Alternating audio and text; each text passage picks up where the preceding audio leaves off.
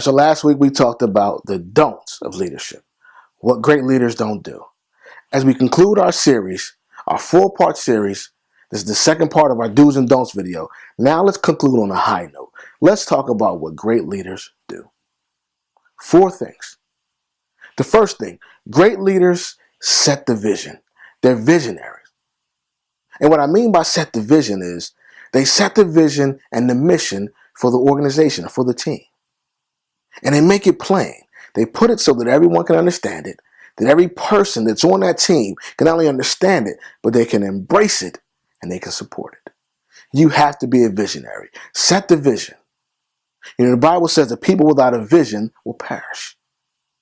If you don't have a vision for your organization, then you'll just be going along the way.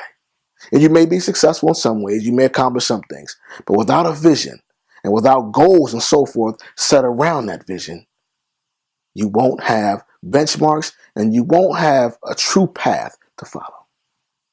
The second thing, we talked a little bit about it with last week with being bossy, delegate. Great leaders delegate. And again, the key word in delegation is collaboration.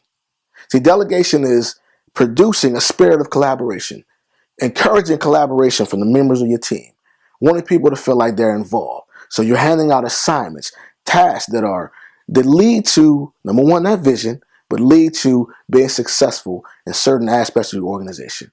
Not just giving out work, but you're delegating tasks that are important to the growth, the development, and success of your team.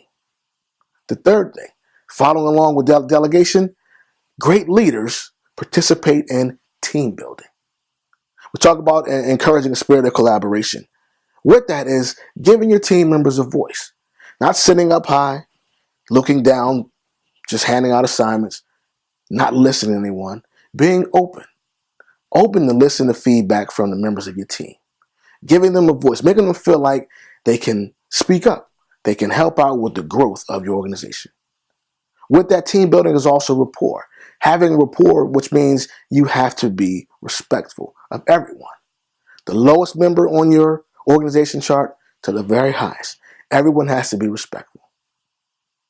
You also have to encourage participation. Not just collaboration, but participation. Meaning, when you're not handing out assignments, the members of your team are willing to strive to be at the very best. Fill in the gaps.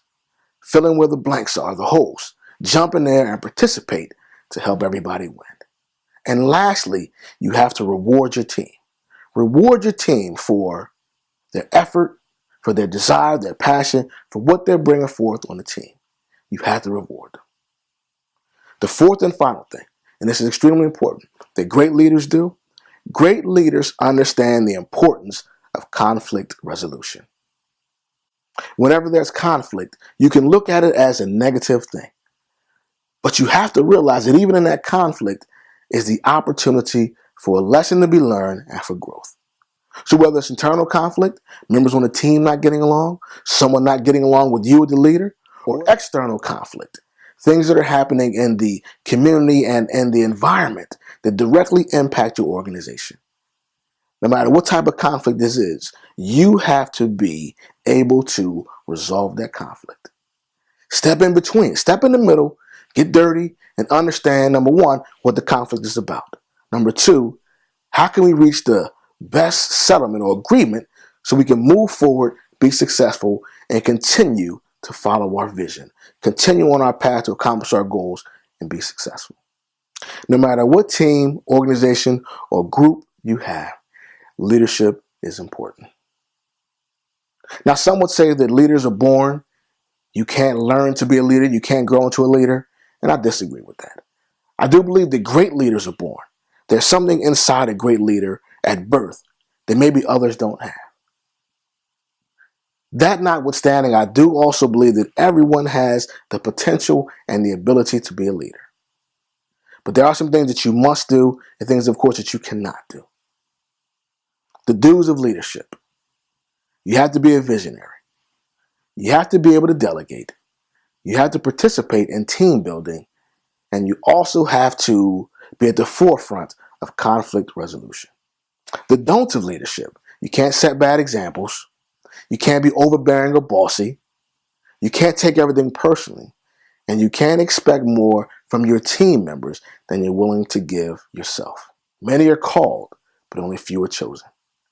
So if you have the opportunity to be a leader, if you're thrust into leadership, if you're called upon to be a leader, remember its importance, remember its value, stay humble, and reach for greatness.